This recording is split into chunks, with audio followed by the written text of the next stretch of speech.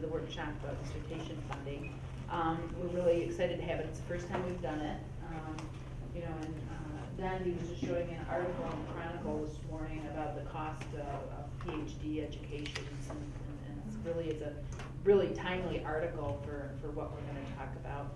I want to introduce our two presenters. Dandi Gorlitz, she's a project officer in the Office of Research Development. And one of the things when we were kind of looking through the materials, it's interesting. A lot of the applications for dissertation funding, the steps that you would take are very similar to what you would do in writing a grant. And so there's really good alignment between this workshop and what we do on the grant side. And then Susan Anderson, she's with the graduate school. She's and you're the administrative manager. Administrative manager. She can answer questions that you might have the graduate school. So we don't have a flicker, so I'm going to be back here so that I can read these slides. When they asked me to do this, I think part of the reason they asked me to do this presentation is because I'm actually a PhD student at Michigan State, and so I've been kind of going through a little bit of this as I get ready to do my dissertation proposal and things like that. And I have obtained funding from Michigan State a couple of years ago. I got some travel funding, and it was a pretty easy process compared to how it might be when you're looking for more formal funding. But because I have a little bit of experience, I think maybe that's why they asked me to do this. Okay. So we're going to talk about a number of items today, including doc programs at EMU, reasons to look for funding, limitations to looking for funding, where to start, types of funding available. I'm going to actually go out on a couple of websites, some search engines, applying for funding, common and well-known funders, specific opportunities, and resources available here at EMU through the graduate school and other places on campus, and just some kind of tips and tricks for a doctoral student and things to think about. So if you have any questions as we're going through all of this, go ahead and stop me and ask, and then we'll take some more questions at the end if you have any other questions. And you know, if you have specific like graduate school questions, that's part of the reason that Susan's here, because that's what she does. So doctoral programs here at Eastern, we have 4 programs, and one of them has 2 tracks. So technically we have 5 programs. So in the College of Arts and Sciences, we have the clinical psychology program. In the College of Education, we have educational leadership, which is an EDD, not a PhD. And that's a little bit different from a PhD in that it's experiential. It's an applied program. And then also in the College of Education, there's the Educational Studies PhD program that is a PhD, and there's 2 tracks of that. There's urban education and there is a nursing education, and so it's how to teach nursing. So we're trying to prepare nursing educators to be able to work in not just in community college settings, but also in 4-year universities. And then in the College of Technology, there is a PhD program in technology that's actually a pretty broad program, and so because technology is a pretty broad topic, there's a lot of different ways that you can go with that PhD program. Some reasons to look for funding as a doctoral student is dissertation support. A lot of people can't afford to quit their jobs. They can't afford to fund the things that they need to do when they're doing their dissertation, to do data collection, to travel, to meet with people, things like that. And so being able to find dissertation support is a really nice little bonus, a little perk if you can find funding. There's a lot of hidden costs to getting a PhD. And so any little nooks and crannies that you can find funding in are definitely a benefit for you.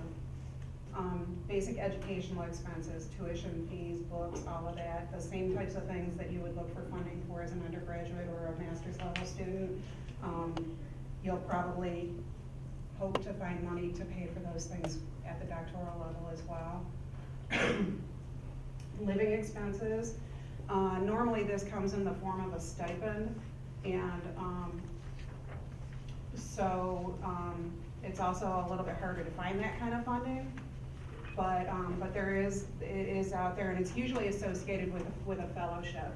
So it's not like people will just give you money to be able to live off of. It usually comes in the form of a fellowship, and you get paid, and you have to do some work in exchange for it. Publication support. If you're doing any kind of scholarly publication work while you're working on your doctoral program, there's costs associated with that. But then when you do your dissertation and you defend it and you do all your final editing and everything, you still have to publish it one final time, and there's costs associated with that. And so to be able to find money for that is also beneficial. Research support, so travel, I talked about travel. I had gotten some travel funding when, a couple of years ago. Data collection, transcription, being able to pay people to help you for editing and things like that. If you can find the money to pay for those things, you're allowed to pay people to do some of those things as long as you're the one that's doing the actual research. Stipend money, again, that's given in exchange for employment, so usually with a fellowship here, you're usually working 20 hours a week, and that's generally the way it's set up at all schools. You're working 20 hours a week, they pay you, and then you get some kind of tuition reimbursement as well as part of your appointment. And then travel support for study abroad, for conference travel. And travel support actually, like you might find money for all the other things, but then there's other places you can go and get travel support. And it might not be a lot of money, but it might be easier money to get because departments will have travel money, or a grad school might have money for travel, or in our case, sometimes our office, the Office of Research Development, will pay for travel. We do that for faculty a lot and occasionally for a student. So, that's kind of a separate type of money to look for. Some limitations to finding funding is that funding for any kind of graduate education is not as readily available as funding for undergraduate education. So if you go out on some of the big search engines and start looking for scholarships and other types of funding, you'll see that most of it is geared towards undergraduate education. A lot of funding that comes from foundations and things like that really is tied to high school seniors going to college or first or second year undergraduate students. And so it's not as easy to find graduate funding out there, but it's there, and you just have to look for it, and you really have to know what you're looking for. Because the funding is limited at the graduate level, it's more competitive. And so that puts the responsibility on you to make sure that you're really aware of what the requirements are for the funding, and that you have all of your kind of ducks in a row, and you have everything ready to go when you're requesting the funding. Time. When you're looking for money from anybody, you have to be prepared to put the time in to look for that money, to get that money, to ask for that money. You have to have time to look for the opportunities. The applications sometimes are really easy to do. When I got the travel funding at Michigan State, there was just a couple of forms, and I just had to tell them where I wanted to go. But if I were to go to a foundation or something, they might have very specific steps that I have to take to be able to ask for that funding. And I probably would have to have letters of reference and other documentation related to what I was doing my research on, and all of that will be laid out for you. And so, but it takes time. You can't just like decide today that you're gonna do something when the deadline is tomorrow, because that's not gonna happen, and it'll look like you did it today for tomorrow, and you probably won't get funded. Effort goes hand in hand with time. The applications are sometimes complicated and require multiple documents. You might be new to the area, you might have just moved here to go to graduate school, and so you don't have the connections that you may have had at your old school or where you used to live. And so it might be a little more challenging to get letters of recommendation, to have people who are willing to provide you with that kind of documentation to be able to submit a package, because they're not maybe as aware of your work and your background and things like that. So just be prepared for that. And then the amount of funding that's available. Graduate school is expensive, and so when you look at the amount of scholarship available for an undergraduate student, there's more overall money available because the awards are smaller, because it costs less money to go to undergraduate, to do an undergraduate degree. So when you move into graduate school and at the doctoral level, it's more expensive. Tuition's more expensive, books are more expensive, all of that is more expensive. And so they have to spread that money out to us, to a smaller group of people because it's more per person. And so, so there's not as many opportunities as there is for undergraduate funding. You may already be in the workforce and you may not be able to quit your job and do a fellowship or a graduate assistantship. My experience is that I have found that I've never done a fellowship because I work and I have a full-time job. I've worked my entire educational career and I've always worked full-time and I can't afford, when I did my undergraduate, I was a single parent and I couldn't afford to quit my job because I had 2 kids to take care of. When I was in graduate school, I was newly married and I couldn't afford to quit my job because we were trying to build a life and I'm working on my PhD and we have bills because we have things. And so that's a really big decision that you have to make, and that's something to look at when you're choosing a school to apply to too. That, you know, if you apply for a fellowship, how much are they gonna pay you for that fellowship, for your stipend, and how much of the tuition are they gonna cover? Are they gonna cover 100% of your tuition and your books and your fees and things like that, so that you have a really clear picture of what it is that, that you're walking into. And it could cause you to not apply someplace and to apply someplace else because there's more money available. In my cohort at Michigan State, we had a married couple and they both quit their jobs and came to Michigan State and they both got fellowships. And had they not both got fellowships, they would never have been able to do that because they couldn't afford to live off of one of their fellowships. It just wasn't enough money. And Michigan State pays more money than we do, but not as much as U of M. So, you know, you just have to look at the type of school and the kind of money that's available, and then look at other ways to augment that money too.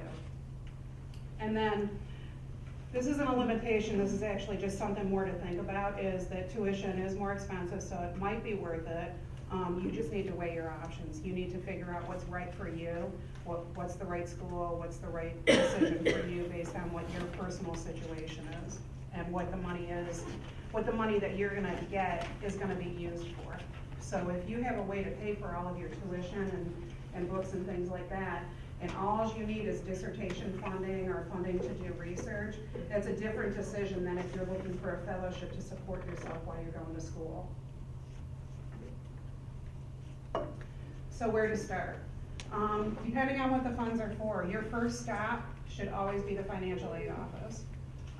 Make sure that you do your FAFSAs every year, so that if you need financial aid or if you're eligible for financial aid, that all of that is taken care of. Go ahead. Is that for Americans only, American citizenship, or is it international? Can financial aid do anything for international students? I think that financial aid may be able to help you if you're international, but the FAFSAs, you don't need to do the FAFSA for that.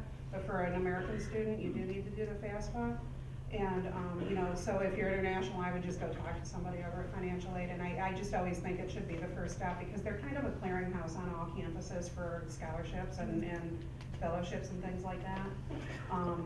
And even if they're not the ultimate location, so like at Eastern, the grad school handles the fellowships and graduate assistantships and things, but if you go over to financial aid, they're gonna send you over to the graduate school to do an application anyways.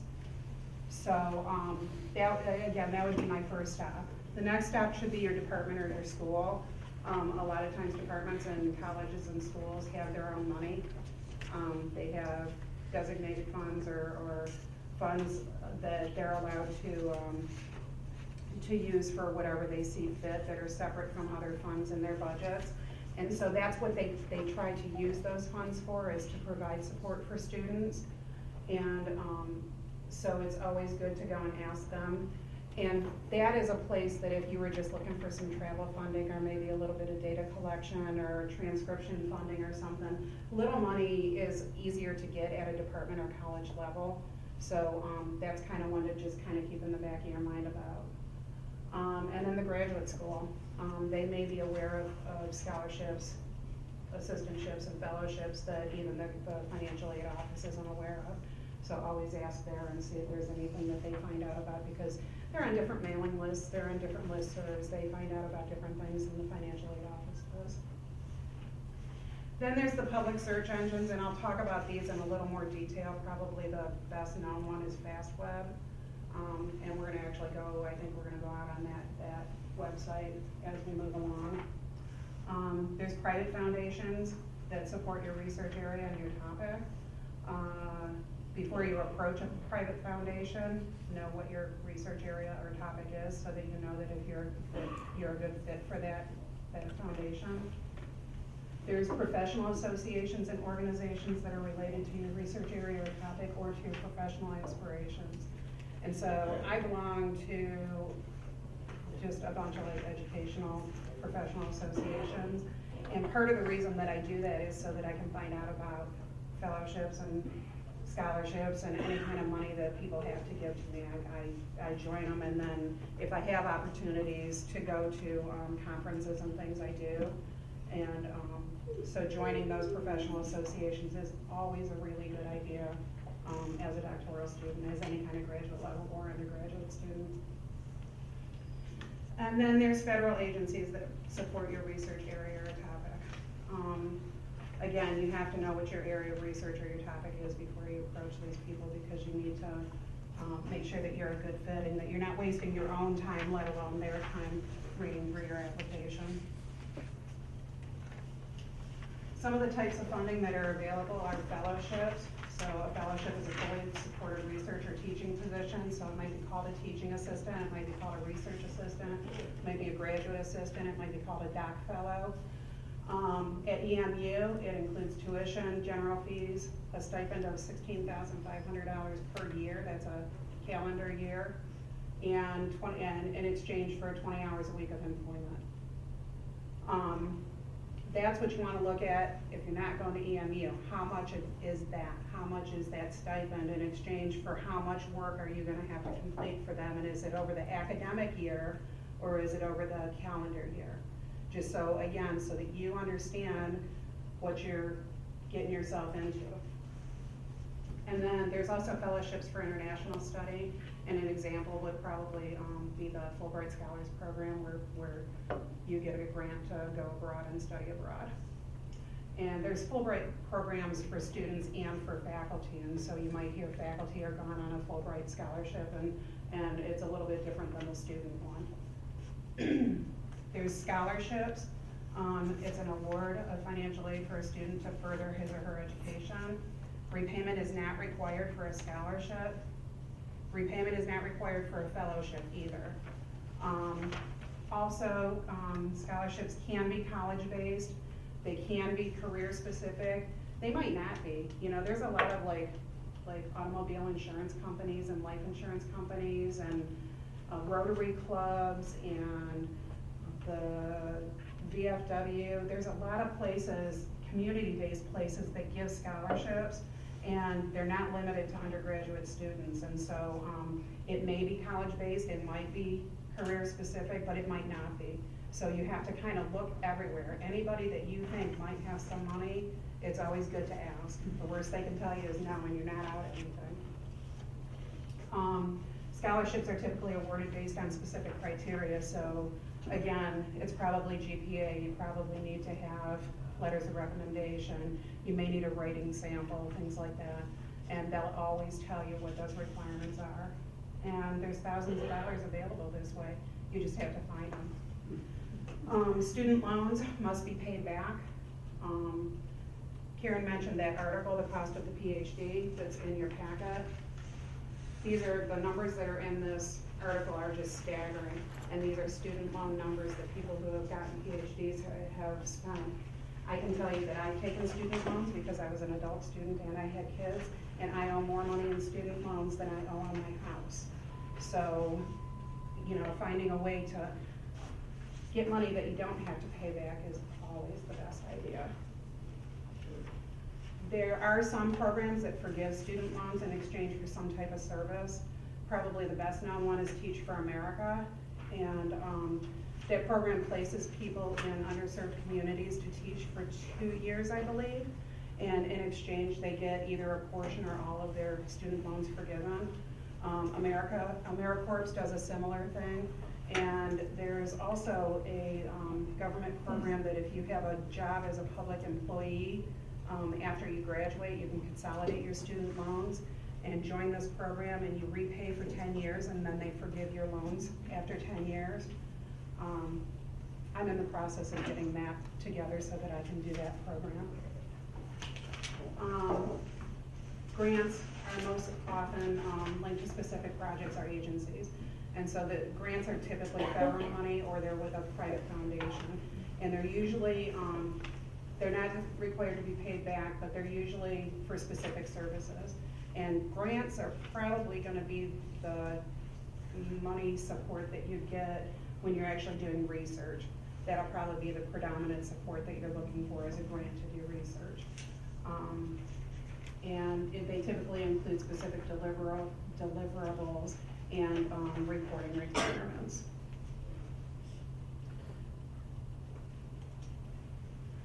So some of the more prominent search engines for finding funding would be the Federal Student Aid website.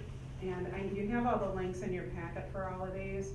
I'm going to go into a couple of them in a minute. The Federal Student Aid, it's a offshoot of the Office of the Department of Education.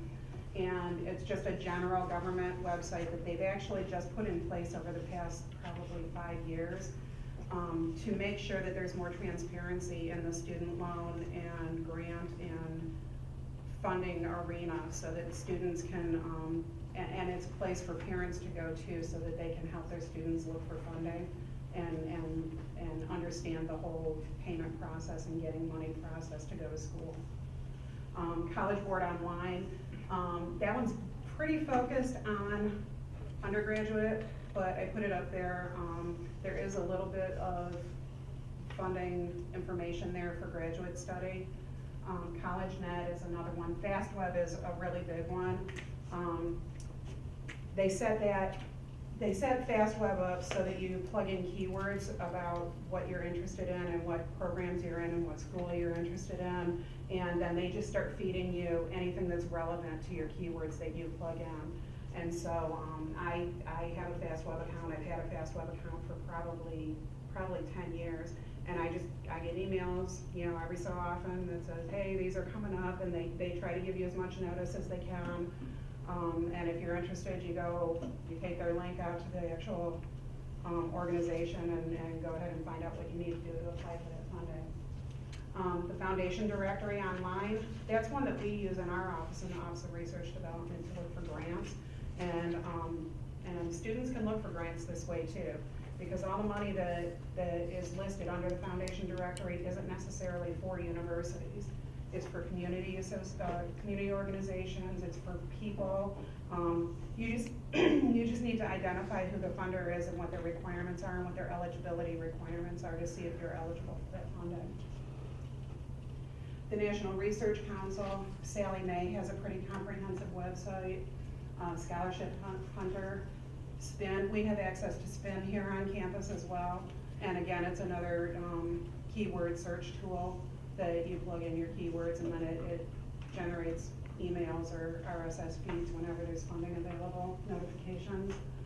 And then Yahoo's search engine for financial aid for education, that is a lot like the Federal Student Aid page in that there's a lot of other information. It's not all about finding funding.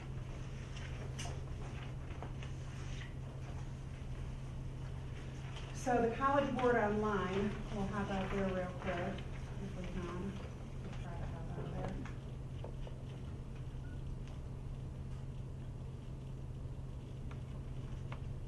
I just want to show you their websites if we can.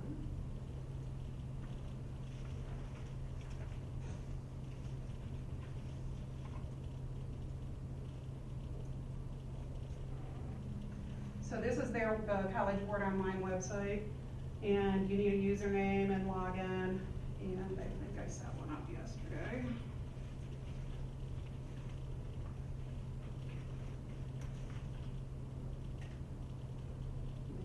Yeah.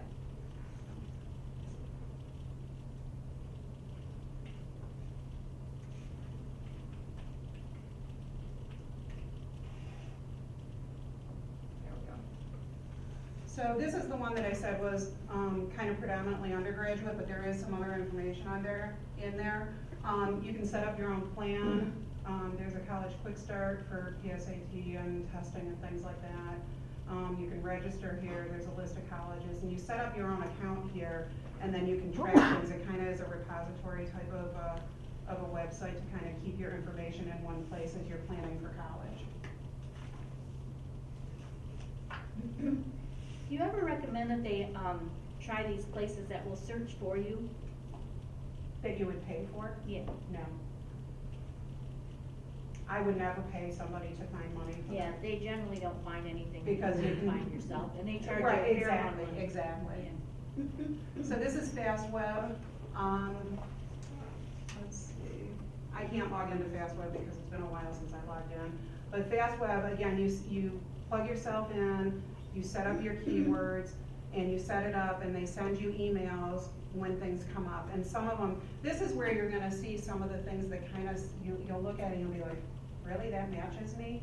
And then you go in and you look at the eligibility and you look at what they're giving money for, and they're pretty broad, and it's not that difficult to get funding from them. And so like that's where you're gonna see like the insurance companies and the community organizations and things like that. You'll see a lot of that on FastWeb, but you will also see the very specific ones that are tied. Maybe the American Psychological Association would have an announcement. It would be on FastWeb. And so when you're searching, can you select criteria like graduate school, graduate Yes, you can. studies, so you can? Yeah, if you plug in your level of education, you plug in what schools you want to go to or that you are attending.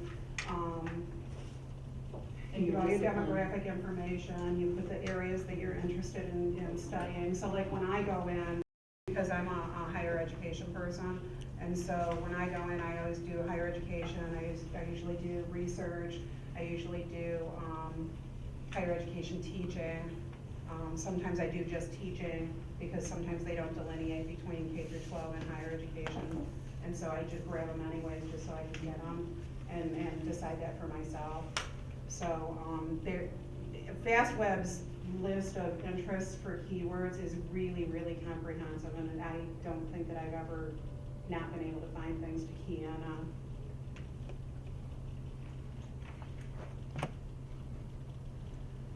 And then the Yahoo search engine for financial aid is, like I said, this is like this big clearinghouse of a lot of different kinds of information. So there's the link to the FAFSA, there's actually a link to FastWeb, financial aid information page, the Office of Post-Secondary Education, CollegeNet, and it's, this is a place that you can look, that parents can look. If you have kids that are gonna be going to college, it's a good place for you to look for information, and it's a place that you can look for grants and scholarships and fellowships and graduate assistantships.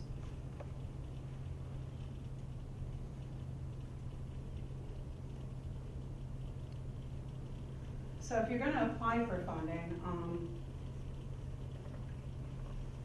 just know that many of the opportunities are cyclical, and especially if you're applying for funding through a federal resource, which means that they're either annual, they're biannual, triannual, sometimes quarterly. It'll be on their websites, or it'll be in their packet. If you picked up this Ford Foundation Fellowship thing, this is cyclical. This particular little brochure is just for the current round, but they accept applications into this program, I think 4 times a year. And again, if you just go out to their website, you'll be able to see what their cycle is, and if it's something that gets repeated every year. And we have grant applications that are like that too.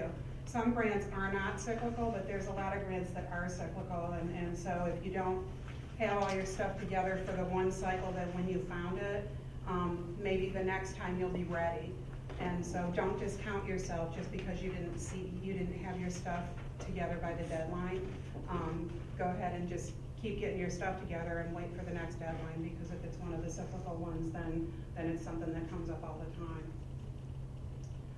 Be sure that you're eligible for the opportunities. So the first thing, if you find an opportunity, is look for the eligibility requirements and make sure that you are eligible, particularly if you're looking for grant funding for your research, because a lot of grant funding is restricted to either an organization that has a 501c3 tax status, or a university, or even there's things that universities aren't eligible for because they're actually put out there for cities or communities and things. And so read through the eligibility requirements thoroughly and make sure that you understand whether or not you're eligible for that opportunity or not. And most often, if you're looking at a research grant through the university, you're looking at participating along with a faculty member on a research grant. Each opportunity has unique application instructions. So read the application requirements thoroughly before you begin. This is something that we tell our faculty when they apply for grants over and over and over again, and it translates to applying for scholarships, fellowships, graduate assistantships, any of that. Make sure you know what you need to do and that you make the time to do it. Don't be afraid to ask questions. Call somebody if you're not clear, if the instructions aren't clear, if you're not sure what a certain thing is that they're asking for, call them, because there's people there and that's what their job is to answer questions, and their job is to give the money away. And so it's easier for them to answer the question up front, and hopefully your packet will be more complete, than to have you send the incomplete packet and not get funded and never hear from you again, because they're trying to give their money away. Yes? What is the maximum that you can earn or receive in terms of financial assistance? That I don't know. That's not a question. That would be something to talk to financial aid about.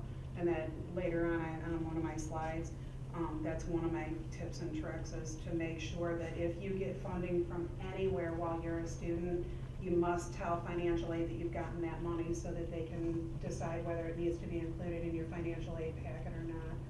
And that's another thing to think about when you're looking for funding, is do you really want to look for that funding or not, if it's going to impact your financial aid. So travel funding probably won't impact your financial aid. Getting funding for transcription or data collection, things like that, probably won't. I'm not going to say it won't for sure, you'd have to ask financial aid, but it probably won't.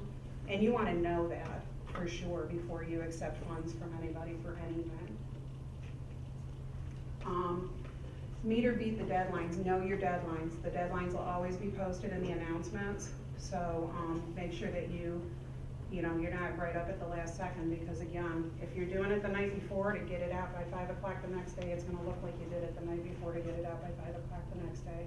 If you spend a couple of weeks and you send it a couple of days ahead of time, you have time to read it, make sure that everything is there, make sure you've answered all the questions appropriately, and that the information's accurate. And that's important because sometimes they're going to ask you, like, for financial information and things like that. You might have to pull your tax forms, you might have to pull, other information that you need time and that need to be accurate because they can verify it. Particularly like if you're getting federal funding, they might check what your income level is and things like that, and they'll look at what you put in your application, but they may be able to compare it to your tax information from the previous year through the federal government. So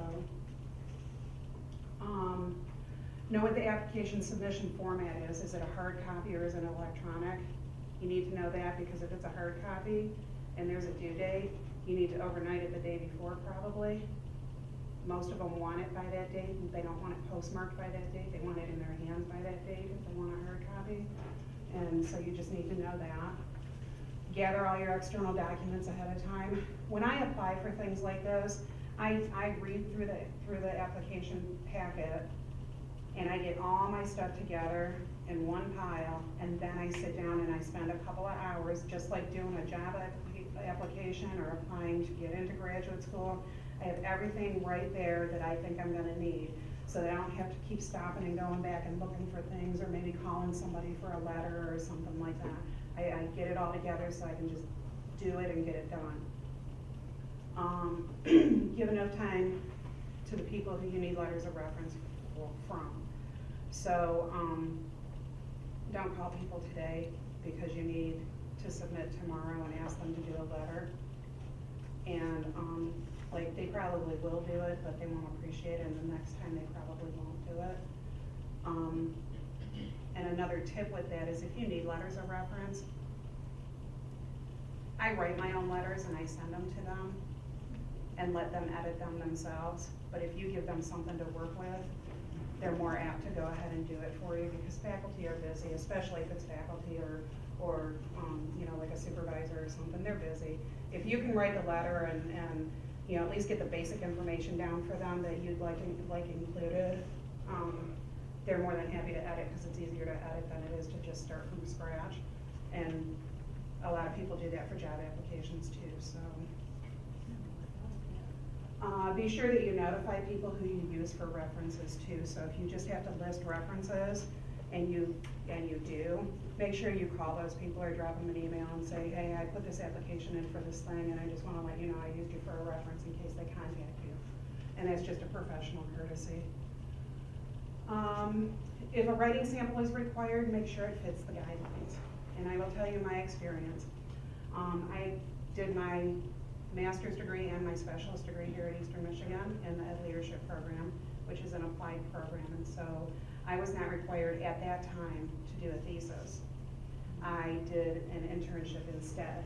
And so I did not have a writing sample that showed that I could do research. And so I applied to Michigan State University and I got denied because I did not have a writing sample that demonstrated that I could do research. And so I had to take an extra class here that I had to pay for out of my own pocket. That was a research class so that I could do a research project, so I had a research paper so that I could reapply to Michigan State. So I had lots of professional writing, and that's what I submitted, because I had written training manuals, I had written a whole process for academic program review here. I had all of that, but it was not a research project, and that's what they wanted.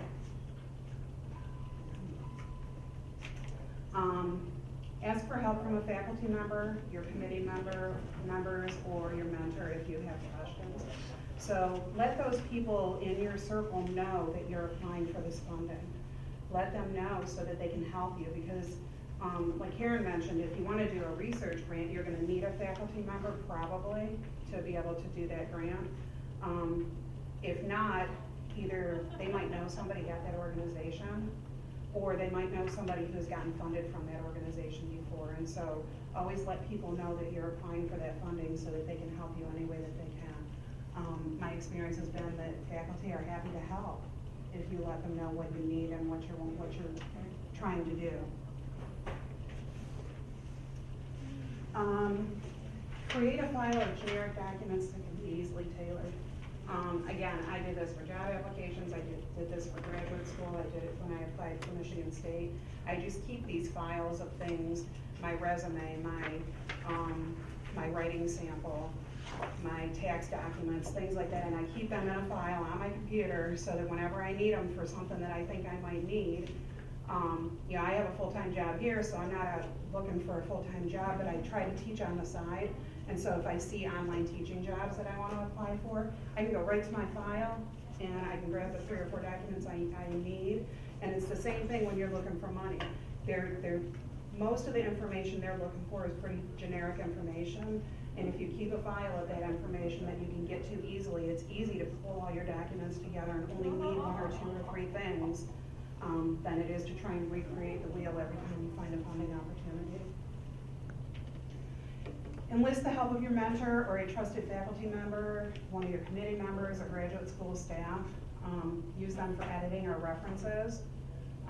We do provide editing services for dissertations here at Eastern.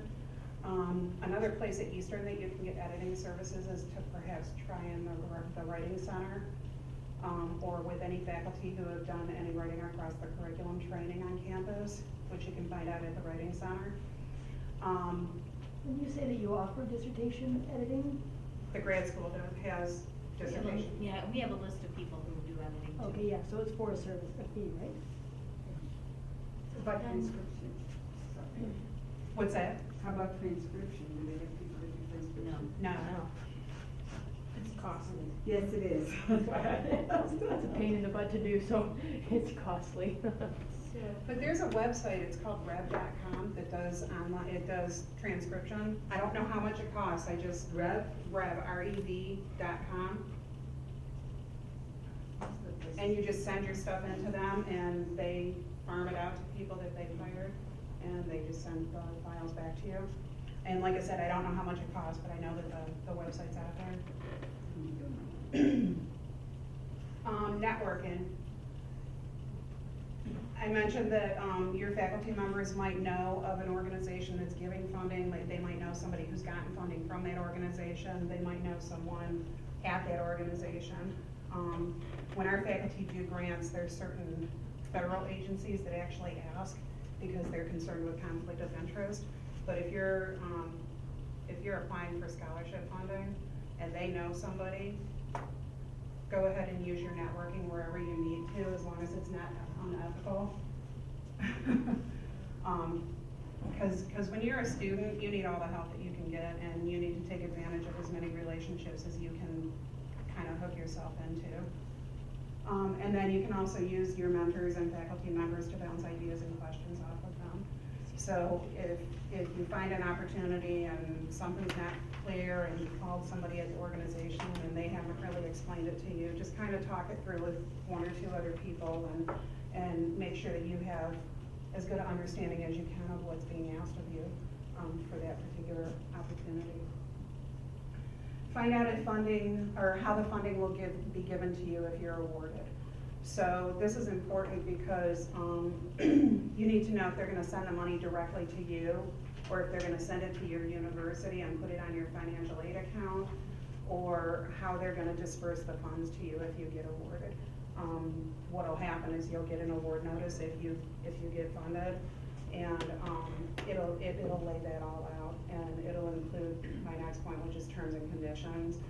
If they have any requirements to receiving that funding, that'll all be laid out there. They'll tell you how you'll get the money, where it's going to go, how it's going to be managed, if you need to report back to them your GPA or anything like that during any time that they're funding you, if you need to give them any other kind of deliverables. So if you're getting research funding, there's, that's different from scholarship funding. So scholarship funding, they might want you to tell them what your GPA is every year, every term or something. Research funding, there's periodic reporting that's required, and there's specific deliverables that's part of your research project that you need to notify them with progress reports about, and that'll all be in your terms and conditions. Another important question is whether you're allowed to work while you're getting that funding. So that's when you're looking at eligibility and does that funding fit, are you allowed to work? That's been a real big hindrance for me because I'm not willing to quit my job to go to school. And so a lot of the things that I've found at Michigan State are like endowed scholarships and things like that, and the people require that you not work full time, and I'm not willing to do that. Like, I don't need the stipend. If I could work and I could just get somebody to help me with my tuition and my books, I would be a happy person. But that's not how any of the opportunities they have at Michigan State work. So, let's see, I talked about deliverables to the funder. Know how to deliver those deliverables. So is it an electronic reporting? Do you need somebody to verify it? For grants, you generally need someone to verify it. So typically, like federal grants here at Eastern, the way that those work is the principal investigator has to do the progress report, but our grants accounting office has to do the financial reporting, and so it's two people that have to work together to do the reporting that's required, and so you just need to make sure that you know what that is and that you understand what your obligations are. And then I talked about this earlier, asking your financial aid office if the award's going to impact your financial aid. If you already have a solid financial aid package in place, you need to know if any additional funding is going to impact that. And so when you get awarded, go over to financial aid and talk to them right away, depending on what the funding is for. If it's grant funding for research, it's probably not going to impact your financial aid, but you need to ask them. You need to make sure, because you don't want a surprise at the end. You don't want to think that everything's done and you've done this wonderful research project and you got money to do it, and you go to apply for graduation and they're like, oh no, you owe us money, you can't graduate, and you thought you had everything paid for and you don't. So make sure that you ask those questions and that everybody's on the same page with that. Some common well-known funders. The American Association of University Women provides a lot of funding for people to go to school. There's a lot of different mechanisms on their website, and on my next slide, I think we're gonna go out to their website. The American Heart Association for the nursing people, the American Psychological Association for the psychology people that might be here. I'm not gonna read through all of them. Fulbright is one that a lot of people have heard of, the Guggenheim Fellowship. The National Science Foundation has a lot of different kinds of mechanisms for dissertation research, for teacher preparation, for early career scientists. There's a lot of different ways through the National Science Foundation. And the National Institutes of Health are the same way. They also have a lot of ways for students to kind of get in at the early career point and find funding for research and for tuition and fees and things like that. Phi Kappa Phi is an honors organization that offers funding. The Rockefeller Foundation, the Smart Scholarship for Service program from the Department of Defense. People in the technology PhD might be interested in looking into that. Spencer Foundation offers fellowships. Spencer Foundation also offers grant funding. So again, knowing that you're using the right mechanism to ask for funds. The William T. Grant Foundation. So these are just a few. There's just thousands of places to ask for money. And the foundation, the online foundation directory is one place where you can look for that funding. This is just a list of some really specific funding opportunities through some of those places that were just on the previous slide. So the American Educational Research Association, ERA, does dissertation grants and research grants. The American Psychological Association has a congressional fellowship program that's a little bit different than a scholarship. Just in the parameters of what the student has to do if they get the fellowship. You have the flyer on the Ford Foundation Fellowship Program. The King Chavez Perks Future Faculty Fellowship Program. We participate in that program here at Eastern. The MacArthur Fellows Program, I listed those National Science Foundation ones. If you are a teaching person, if you're a teacher education person and you're interested in STEM education at all, there is a ton of NSF funding and Department of Education funding out there, not just for research, but for early career and dissertation support. Celia Taylor Johnson Minority Fellowship in Education Measurement. So these are just some of the thousands of opportunities that you may run across. So, the Ford Fellowship is at this nationalacademies.org website. And we're gonna try and get out there just so I can show you. So this is the website, and you can see that they have the eligibility right there on the front page. They tell you that your documentation has to be satisfactory for you to be able to be considered even.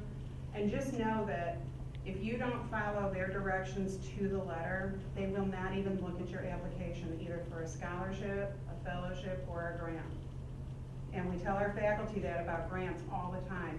If they tell you to put page numbers in the bottom right-hand corner and you don't do it, they will throw your application in the garbage. They won't even look at it. If they tell you to have 1-inch margins and your margins are 1.5 inches, they will throw it in the garbage because it doesn't meet the requirements that they told you. So whatever they tell you to do, however they tell you to format it, however they tell you to package it up to send it to them, you have to do it exactly the way that they tell you to do it. Go ahead. And so, yeah, we say that over and over and over again, but when you get into the process, you have to think about it when you're putting the process together, because, you know, I know when I'm actually working on a grant for our office, I'm one of the biggest offenders, and I have to have one of the project officers. You know, you gotta go back and read the guidelines, so when you start your work, think about that as part of the process, read the guidelines, because when you get into putting the materials together, you kind of forget. I mean, you get absorbed in what you're doing and forget about that, so you have to step back out. And there's a lot of times when I'm helping faculty with grants that, you know, I'll read the guidelines 10, 15, 20 times, and when I get the whole packet put together and everything uploaded, I read the guidelines again, and I go through the guidelines with my packet and make sure that I've done everything that I'm supposed to do. And so it's, you know, I talked about time earlier. It can be time consuming, but if you want somebody to just give you money that you don't have to give back to them, then it's worth the time. So this just has all the information about the Ford Foundation fellowship program. And this is pretty standard to how, you know, how to apply, facts about it, networking, mentoring tools.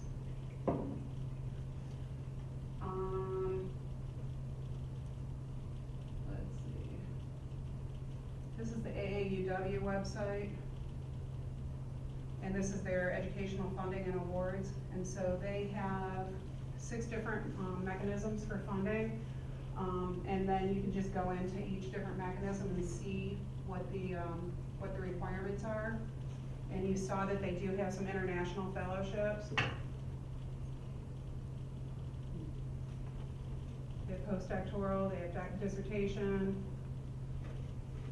And this is a really, especially if you, they're really focused on like community action and things like that. So if you're a female who really wants to make a difference, this is a place you should definitely look for money.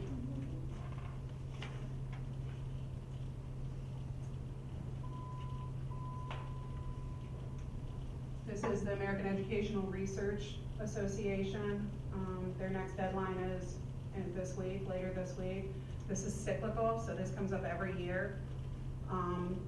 AERA has a lot of dissertation funding. They have a lot of graduate student funding. Their funding is typically related to using existing databases. So if you're a teacher ed person or an ed leadership person, and you're interested in looking at existing databases that the federal government collects the data that you can get access to, like iPads and things like that. This is one place that you can look for funding.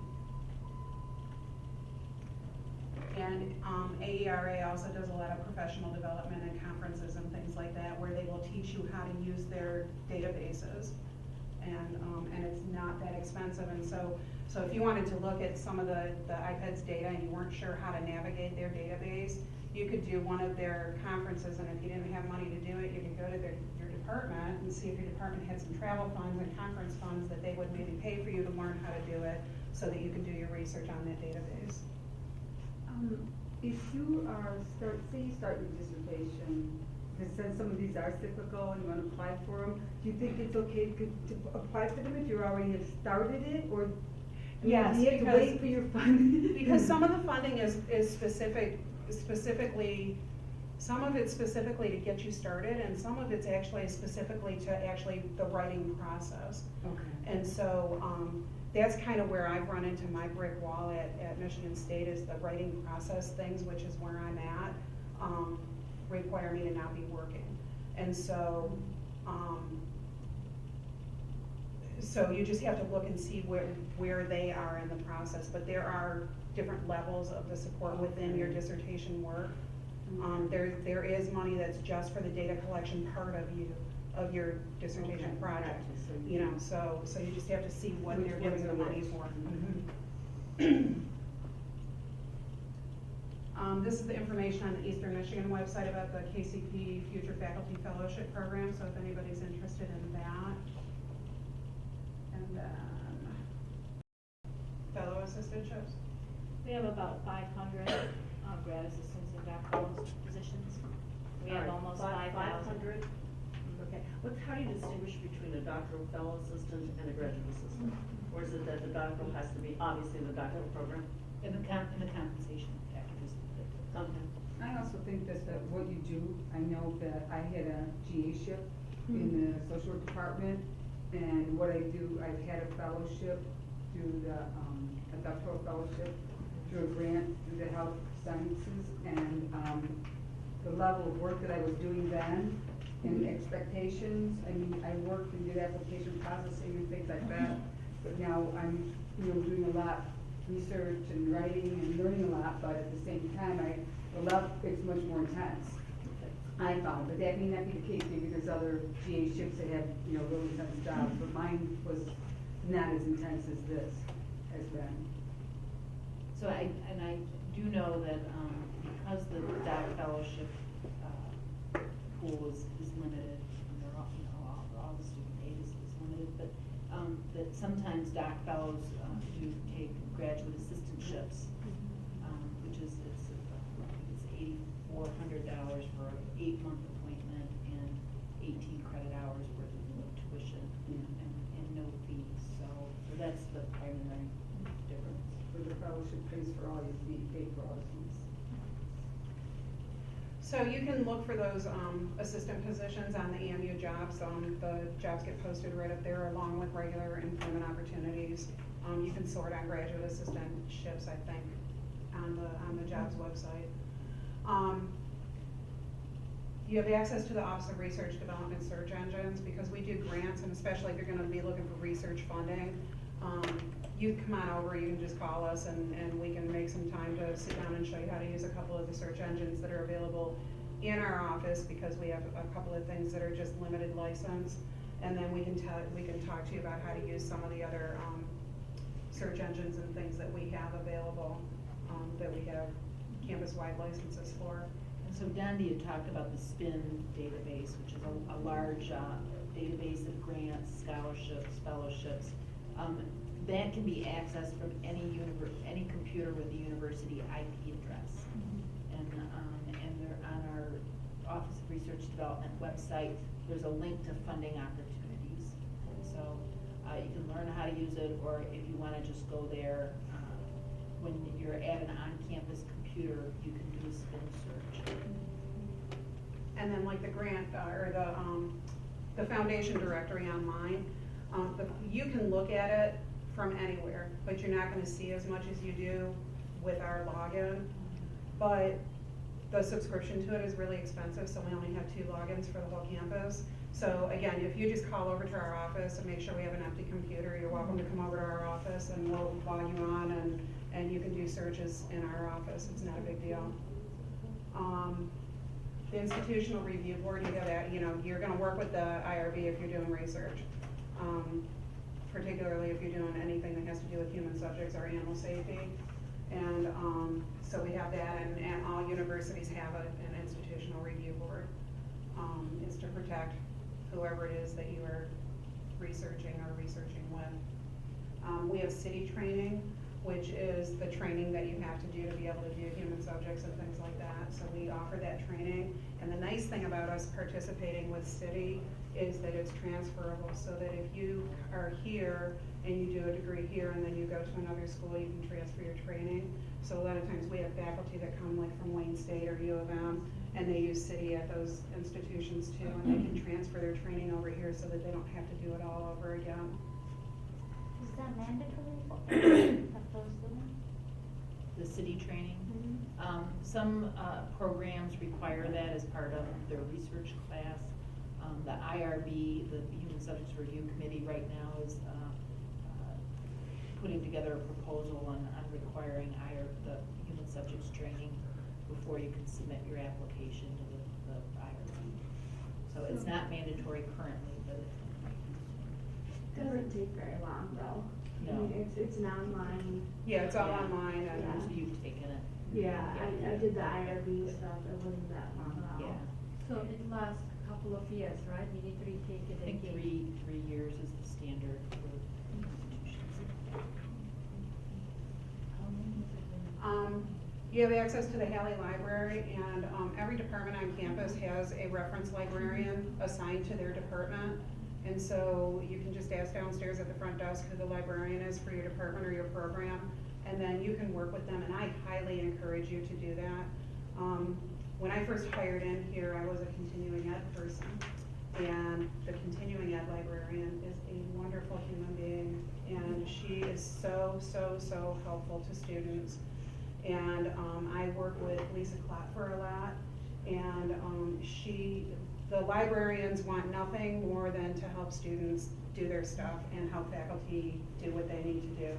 So, if you need help finding anything, if you're stuck on your literature review, if you are not sure whether we have access to an electronic database, find out who your librarian is and go meet them and buy them a cup of coffee and get to know them, because they will be a huge, huge help to you while you're working on your dissertation and any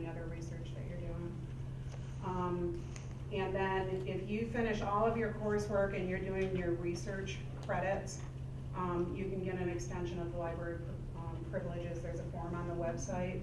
So if you're not actually actively enrolled in courses, you can get that extension so that you still have access to the library.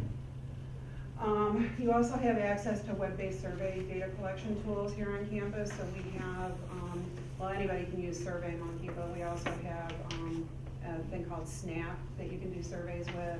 And then you can also use, most of the labs are equipped with SPSS and SAS. So that's available to you. And if you don't have it, then check labs in other colleges. So maybe you go into a College of Education and they don't have SAS on their computers. Go over to Pray Herald and see if it's on the computers in that, or else come here to the library because it should be on all of the computers here in the library. There's limited access to the Faculty's Development Center resources. So here in the library downstairs on the main floor, if you walk in, I think they're in room 109, so you go past the stacks where all the faculty books are at, and you walk straight back and the Faculty Development Center is right back there. They have a lot of resources in there too, and as long as they're available and faculty are not using them, students are allowed to use them, particularly doctoral students. So the person who runs the FDC right now is Peggy Liggett. It's Liggit. We will be sending out information about sessions that they're gonna have specifically for graduate students and doctoral students. So keep an eye on the stuff that comes out from the grad school, because we're gonna have sessions especially for our students. And it's also gonna be posted on the calendar, Yes. isn't it? And you will find too that Peggy is like tremendously helpful. She is just, you know, she is one of those people that'll go out of her way to make sure that you're able to do what you need to do. You have access to university archives. People who are in the education programs might be interested in this if they're doing any kind of research on higher education institutions. And even if you're not doing research and you just find that kind of stuff interesting, the university archives here are actually pretty cool. There's a lot of really, we're a really old university and there's a lot of really cool stuff up there. And those are archives for Eastern specific? Yes, yes. They have, I don't know if you're aware that like the Scherzer building has burned twice in our history, and they have pictures of the last fire. They have because we have the archives, when the building burned both times, we had the original blueprints, and so they were able to rebuild the building to at least look like the building that it used to be. There are old pictures, there's old registration documents. I mean, it's just incredible the information that you can gather there depending on what you're looking for. You have access to the centers, the research centers and institutes on campus.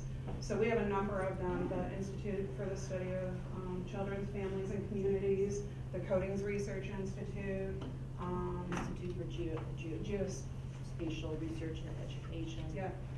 The Institute for Language, Information and Technologies out of it. I think there's 10 or 12 institutes and centers that are official institutes and centers on campus. And if you're able to do research with them, by all means, go and introduce yourself and connect with those folks and do work with them.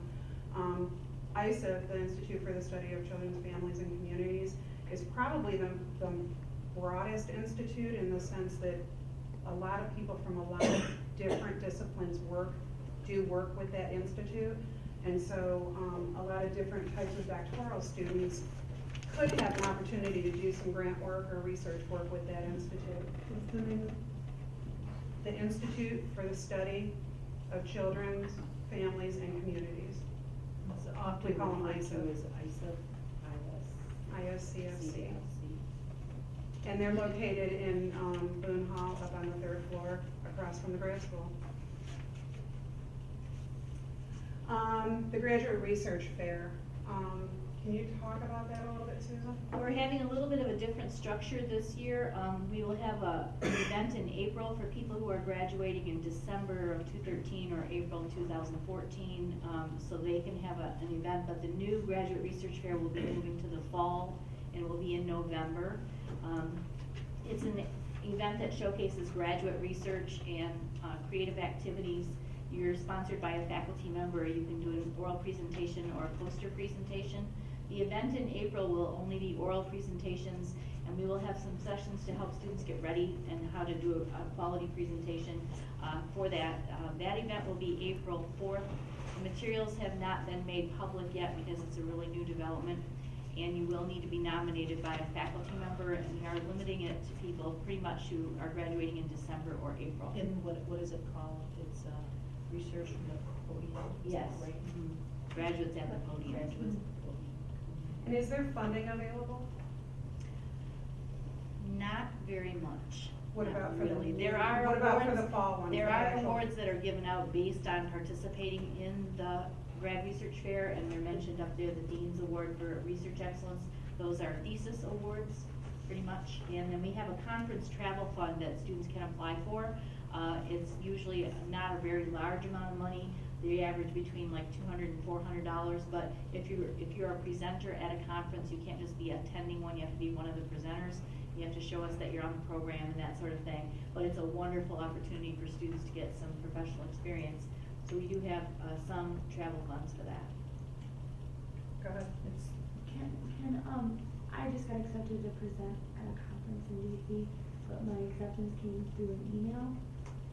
So if I applied for the travel funding, could I just attach the email Yes. that said? And then when you come back, you have to turn in receipts, and you would just show us on the program that you were in there. Okay. So the funding for the travel is provided to you prior to the travel? Or are you Generally, paying you are and then being reimbursed. reimbursed? Okay. Generally, you're being reimbursed. Also, for the, you said there's a select fee for the April 4th graduate fair. For those individuals who are not allowed to participate in that, will they be allowed to participate in the following fall? Yes. Did you have a question? Yeah, my question is about the travel fund. Is it provided by grad school or by department or college? The ones that I'm talking about is through the graduate school. Some departments do have funding as well. Okay, so I can apply for this graduate school funding and the other departments? Normally with the conference travel, we like to see that the department is supporting you as well. So oftentimes the department will put in some money and the grad school will put in some. Okay, thank you. Okay, also, on the graduate school website, you have access to example theses and dissertations. And also, our office, the Office of Research Development, we belong to an organization called the Grant Resource Center. And we have access to grants that have been funded. So if you're gonna apply for a research grant with a faculty member, we can maybe get a copy of a funded one so that you have an example that will help you write your new one. And then there's also the dissertation manual and other important forms available on the graduate school website. So other tips and tricks. Be sure you're aware of the requirements of your program. That's your doctoral program. Make sure that you know if you're required to do a certain level of research or if you're expected to seek any of your own funding, things like that. Make sure that you understand the requirements of your program. Understand the dissertation process for your department, your college, or your institution. Every program has their own requirements for doing your dissertation work. So even though there's some basic university-wide requirements through the graduate school, you need to be talking to your committee and to your advisor and make sure that you're doing what you're supposed to be doing within your within your college and your program. Excuse me. Meet with your advisor, your program coordinator early and often. Stay in touch with them. Get focused on your research area or your topic early, so that you don't waste a lot of time bouncing from idea to idea to idea, because that also helps you align yourself with a mentor and with faculty members in your department who are doing similar work, and they'll open up research opportunities for you, because you might be able to jump onto a publication or a grant or something with someone if they're doing the same kind of work that you're interested in doing. Be deliberate about building your committee. So when you're putting your committee together, make sure that you're putting people on your committee who bring different strengths to the table. So if you think that you might be doing quantitative research, make sure you have somebody on your committee who knows how to do quantitative research. If you're gonna do qualitative, make sure you have a qualitative person on there. If you think you're gonna need help with writing, make sure you have somebody on your committee who is good at writing and doesn't mind doing the editing and things like that. And just be really deliberate and make sure that you're not just picking people because you sat in one class with them and they were fun. You know, I took some really good classes from some really good people, but their research interests have nothing to do with what I'm interested in, and so I wouldn't put them on my committee. But I do have a person on my committee who is very, very good at quantitative research, and I need that person because even though I've taken a lot of statistics classes, I have an accounting brain, and so 2 + 2 always equals 4 in my mind. And so I need a stats person on my committee if I'm gonna do quantitative research, because I need somebody to coach me in what methods to use and to make sure that when I do my actual analysis that it's right, so that I'm not publishing inaccurately. Participate in the program, college, and graduate school related activities. Susan talked about some upcoming workshops and things down in the Faculty Development Center, and I know that the grad school does a lot of other things on campus during the year. Go to those things if you can. I struggle with that at Michigan State because a lot of the things that they do are during the day. And so I can't go to, you know, they bring guest speakers in all the time. They have writing workshops, they have dissertation workshops, and they always have them during the day. And unless I take a day off of work, because it's an hour and 15-minute drive from here to there, and it's an hour and 15-minute drive from there to my house, then I can't go to a lot of things that they offer at Michigan State. So I try to go to things at night and on weekends when I can. And they just aren't very good at it at Michigan State. They market to everybody, but they provide for people who they assume are gonna be full-time students. Participate in the graduate research fair or in the podium thing that they're gonna be doing in the spring. Find a way to get your work out there. There's those opportunities on campus, there's conferences and things like that.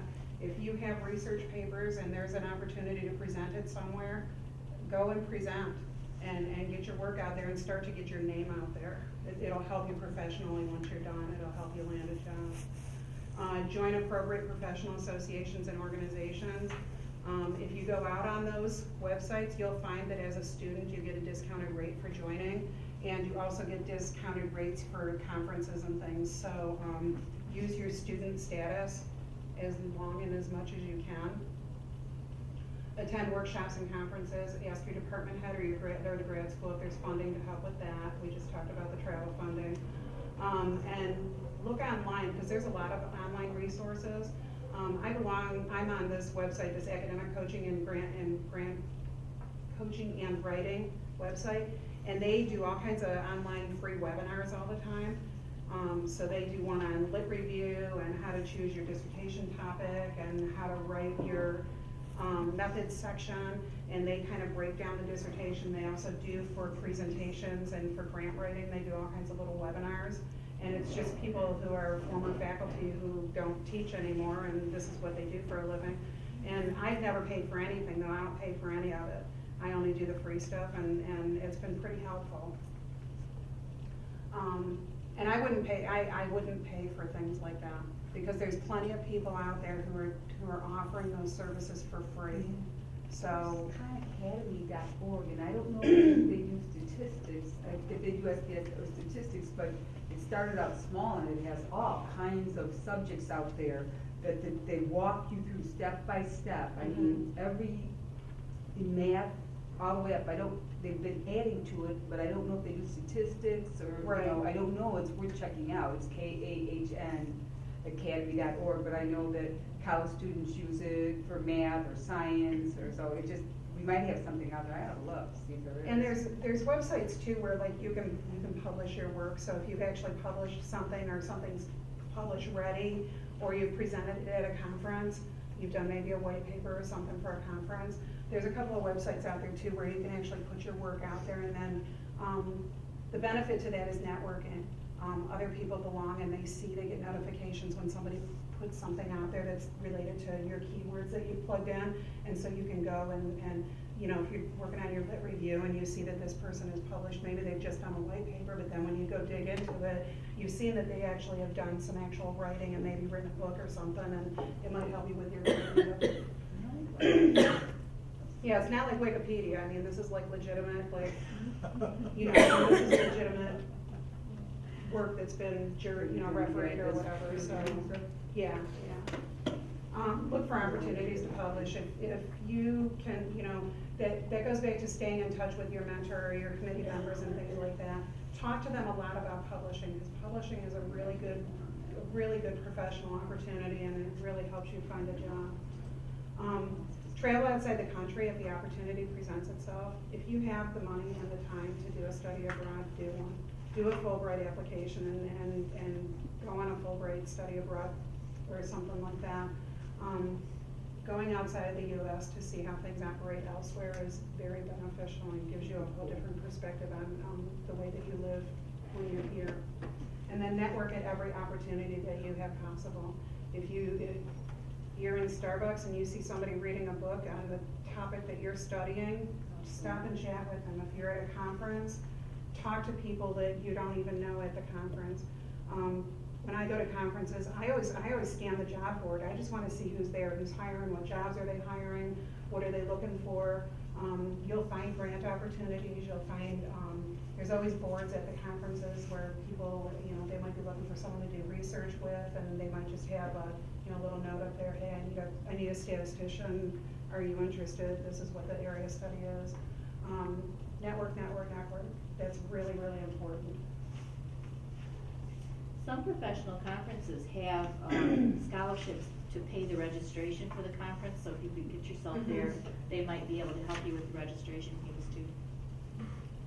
And that's all I have. Does anybody have any other questions? You spoke a lot about reaching out with faculty and staff here. Is it a good idea to have like an external support team? That's like It won't hurt. It won't Ever. Because I've been focusing on high school communication in the classroom from a high school perspective, and so I put together a team from Lincoln, Skyline, Pioneer, and they've been really helping with a lot of my data and just perspective from that classroom. Right, and so, right. And now, do we have to acknowledge them in our when we turn in our final draft of everything? We're going to have an acknowledgement for those individuals too, or is that just really? Yes. Susan, do you know about how you I would acknowledge say it would people? depend Is that on not there the yet? department and how much actual help they have given to you. I would run that by your chair for your committee. And I know on the dissertation committees, they limit how many external people you can have and how many internal. So there's guidelines for that. And then the acknowledgement is a little bit different from discipline to discipline. So some faculty member, advisor, they do the first. Talk to you. One other source of employment for doctoral students especially is some of them are teaching assistants. We have graduate assistants and they get a stipend and tuition, and then we have teaching assistants and all they get is the stipend, not the tuition.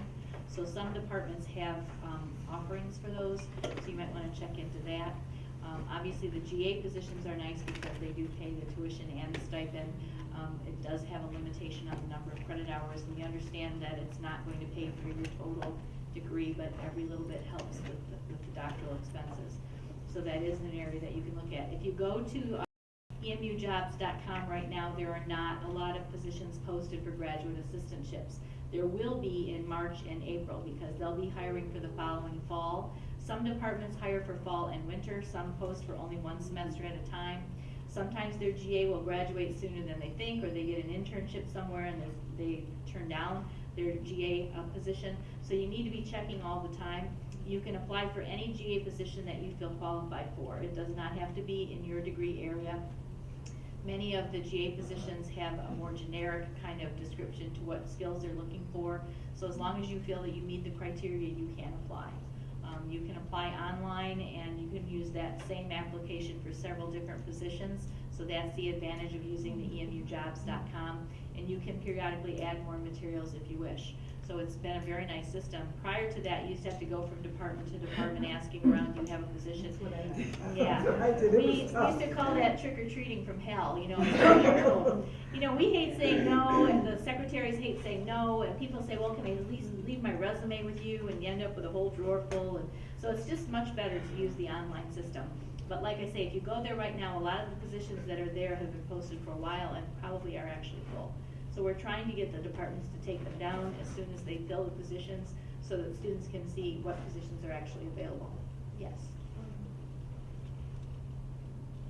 Thank you very much for the presentation. It's very resourceful. When we looked at the different resources and the tools to use to find funding, you stressed a lot about the eligibility part of it, and automatically it qualifies many international students. How many of us are international here? 1, 2, 3, 4, So, 5, what do you have for international students with F1 visa? I think you have to be really deliberate about where you're looking for money. And you need to look at the eligibility, because there's not a lot, but there is funding for international. It depends on the funder. We had a, Robert Wood Johnson Foundation has a early career and a mid-career call out there right now. And the mid-career does allow someone who has a green card, which, yeah, I know you don't have one yet, you just have a visa, but we have a faculty member who doesn't have his green card yet, but he almost has it. And so he wanted to apply for it, and we had to call them and ask them, you know, because he's in process, and they said no, that they really need him to have it before he could apply for this. So you just have to look at the eligibility, and you have to, you know, just be really, you're gonna have to dig deep. You're just gonna have to dig deep. I would guess that foundations, the eligibility requirements coming out of the foundation are going to be a little more liberal on country of origin. You know, the federal government, the US government is going to be more stringent on that citizenship requirement. So the foundations and then the organizations are probably going to be more liberal. The Association of University Women, they had a specific They have a decision mechanism for international students. So. And it might be, I'm not familiar with the search engines for the scholarship. It might be that is one of the criteria that you can actually search on. If it makes sense. You might also want to touch base with the staff that work in the Office of International Students. They might have some resources or be aware of some. Or even in world languages too. Is it Betsy? Betsy Morgan. Her real name is Elizabeth. She goes by Betsy. If you Google her though, you have to put in Elizabeth Morgan. But yes, they might have some suggestions. Anything else? Yeah, still my question is about the travel funding, because I was going through the documents and applications. I noticed that each graduate student can only apply for once per academic year. But what if I have several conferences to attend? Because we have limited funding on our campus, we try to give opportunities to more students. So we give smaller amounts to more students so that more people can have the opportunity to travel and go to their conferences. So that's kind of the philosophy behind how they're given out. So in that case, then I would maybe go out on the foundation directory or something like that and see if you can find a foundation. Look, the place that you want to go, like Karen said, that maybe they have a scholarship for you to be able to go where they would cover your registration fee or something like that. Because I know some of those registration fees can be really, really expensive, just not even the travel, just the registration fees can be really, really expensive. And you know, even if you can get pieces of it covered, you know, that's kind of what you have to do when you're going to travel, is sometimes you have to cobble together 2 or 3 funding sources to come up with enough money to be able to go and do the things that you want to do. You just have to be creative and diligent and pay attention to what you're asking for.